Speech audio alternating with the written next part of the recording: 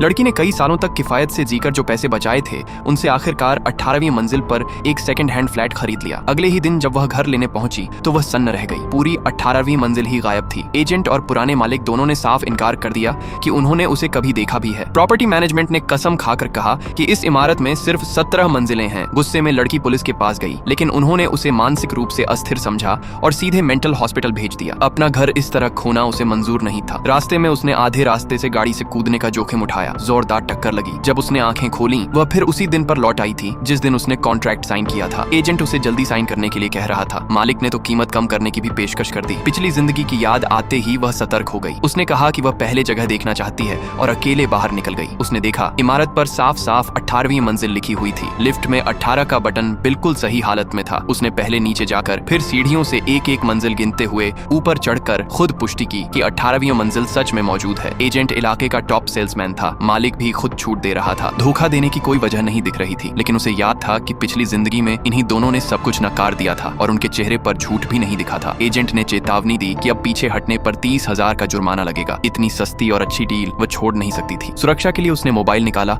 और एजेंट मालिक contract flat के अंदर बाहर सब कुछ वीडियो में रिकॉर्ड किया और वहीं ऑनलाइन पोस्ट भी कर दिया। इसके बाद ही उसने साइन किया और पेमेंट दी। डील पूरी होते ही दोनों चले गए, लेकिन उसका दिल अब भी बेचैन था। उसने फिर से मोबाइल निकाला और पूरी इमारत की रिकॉर्डिंग की। वह उसी रात शिफ्ट होना चाहती थी, लेकिन पुराने मकान मालिक ने जोर देकर कहा कि पहले सामान पैक करके आओ। जाने से पहले उसने एक बार फिर हर मंजिल ध्यान से चेक की। 18वीं मंजिल मौजूद थी। लिफ्ट बटन भी सही था। तसल्ली करके वह बाहर निकली। लड़की बचपन से अनाथ थी। सालों से भटकती रही, घर बदलती रही। आज पहली बार उसे लग रहा था कि उसका अपना घर है। उम्मीदों से भरी वह सूटकेस घसीटते हुए वापस लौटी और तभी उसकी दुनिया टूट गई। पूरी इमारत एक मंजिल छोटी हो चुकी थी। जो 18वीं मंजिल कभी थी वह हवा में गायब हो चुकी थी।